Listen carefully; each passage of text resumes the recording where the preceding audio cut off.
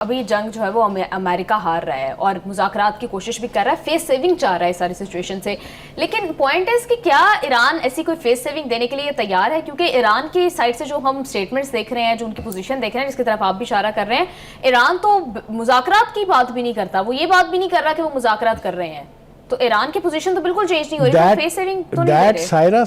states clearly کہ who is the winner and who is the loser۔ جب اس طرف سے جو چھوٹا ملک ہے اس کو تو چلانا چاہیے نا، مذاکرات کراؤ، جنگ بند کراؤ، یہ تو وہ نہیں کر رہے ہیں۔ یہ کون کر رہا ہے؟ یہ وہ سپر پاور کر رہی ہے جو اس بخار میں کہ میں تو نیست و نابود کر دوں گا آیا تھا گھر سے نکل کے، لیکن آگے سے جو چپیڑے پڑنے لگی ہیں تو اب وہ لوگوں سے کہہ رہا ہے۔ میں آپ کو ایمانداری سے بتاؤں، یہ جو ہمارے ڈار صاحب نے کہا ہے نا کہ امریکہ نے ہم پر اعتماد کا اظہار کیا ہے، کوئی ہمارے باپ پر احسان نہیں کیا انہوں نے، کیونکہ امریکہ کو اچھی طرح سے معلوم ہے کہ پاکستان کے علاوہ ایران سے کوئی بات چیت نہیں کر سکتا، ایران کسی سے بات نہیں، ٹھیک ہے؟ تو یہ میں بالکل آپ کو ایمانداری سے کہہ رہا ہوں، I want to tell my nation، یہ قطعاً کوئی احسان نہیں ہے امریکہ کا اور ٹرمپ کا ہمارے اوپر، یہ ان کی مجبوری ہے کہ وہ ہمارے کٹسی اس وہ اپنا کوئی فیس سیونگ لے کے گھر کو چلے جائیں۔ ایک بات، دوسری بات یہ ہے کہ ایران کی خواہش پر میرے خیال سے جو ڈار صاحب چائنا تشریف لے گئے ہیں وہ اسی گارنٹیز کے سلسلے کی کڑی ہے کہ وہ جا کے کہیں گے کہ ایران تو یہ کہہ رہا ہے کہ میں تو سوائے ان کے اور کسی سے نہیں مانوں گا۔ تو یہ پاکستان کے ثالثی کی کوشش کے اوپر میں آؤں گی، تفصیل سے بات کریں گے اس کے اوپر، لیکن بخاری صاحب ابھی کرنٹ سچویشن کے اندر جس طرح سے ہم دیکھ رہے ہیں کہ ایران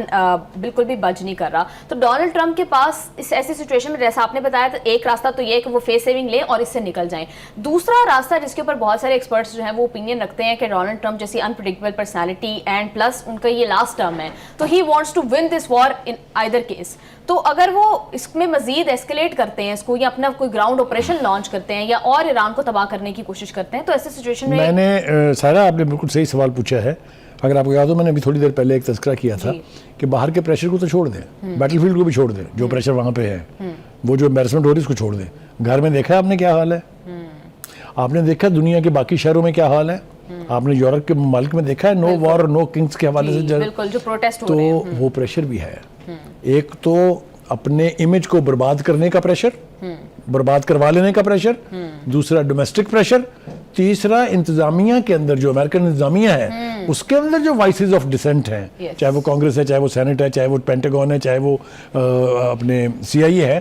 وہ سارے پریشرز اس کے اوپر ہیں۔ یہ جو دھیما انداز اختیار کیا ہے نا آج کل موصوف نے، یہ وہ پریشرز ہیں جو بول رہے ہیں۔ اچھا بخاری صاحب ویسے صحیح کہہ رہے ہیں، کیبنٹ میں اس حوالے سے بھی کچھ خبریں آ رہی ہیں کہ JD وینس کو اب تو it is the blame that is changing like a cup of tea، it's the blame that is changing۔ Trump اس کو کہہ رہا ہے اپنے وزیر جنگ کو، سو کالڈ کو، وہ کسی کو کہہ رہا ہے، وہ کسی کو کہہ رہا ہے، اب تو it's the blame game جو آلریڈی وہاں سٹارٹ ہو چکی ہوئی ہے۔ that again is symbolic of a country جس نے اگریشن کیا ہو اور جس کو شکست ہو رہی ہو۔ جی بخاری صاحب، جس طرح کی ڈونلڈ ٹرمپ دھمکیاں دے رہے ہیں ایران کے انرجی انفراسٹرکچر کو تباہ کرنے کی، واٹر ڈیسیلینیشن پلانٹس کو تباہ کرنے کی، پھر خارک آئی لینڈ کے حوالے سے بالخصوص وہ دھمکی دے رہے ہیں اس کے اوپر قبضہ کرنے کی اور تیل کو قبضے میں لینے کی، اس کے لیے they need a ground operation, تو کیا امریکہ افورڈ کرتا ہے کہ وہ ایران کے اندر گراؤنڈ آپریشن کر سکے؟ دیکھیے امریکہ تو میں نہیں کہہ سکتا کہ افورڈ کر سکتا ہے کہ نہیں کر سکتا، پر ایران افورڈ کر لے گا، اس لیے کہ ایران کے کئی لیڈر یہ کہہ چکے ہیں کہ آپ تشریف لائیے۔ مثلا سب سے پہلے ایک انٹرنیشنل جرنلسٹ نے، ویسٹرن جرنلسٹ نے عراقچی سے پوچھا کہ وہ you are listening that America is bringing in foot soldiers, تو you know the kind of smile that he gave, اتنی فاتحانہ اسمائل میں نے نہیں دیکھی کبھی، and then he said we are waiting for them. اس کے بعد بولا پارلیمنٹ کا اسپیکر باقر غالیباف، اس نے کہا اوکے ٹرائی دس، اگر ٹرمپ چاہتے ہیں کہ ان کے فوجی جو ہیں وہ شارکوں کی خوراک بنے تو دے آر ویلکم۔ آپ ذرا جذبے دیکھیں، آپ ذرا لفاظی دیکھیں، یہ کسی ہارے ہوئے کی ہو سکتی ہے، کسی ڈیفیٹڈ کنٹری کے لیڈرشپ کی یہ ٹون ہو سکتی ہے،